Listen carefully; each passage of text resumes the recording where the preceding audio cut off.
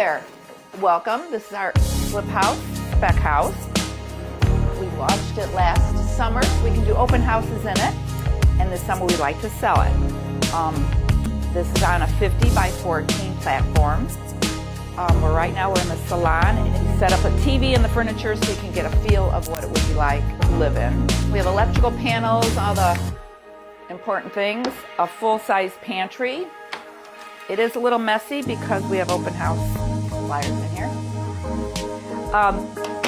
Some of the upgrades this one has is a built-in dishwasher, convection microwave oven, induction cooktop, and a great fridge and freezer.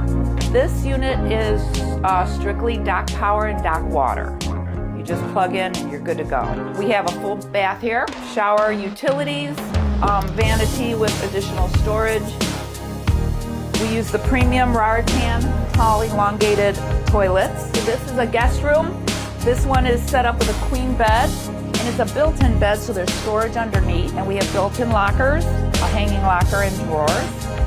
And it also has its own air conditioning unit, the entrance to an owner's suite.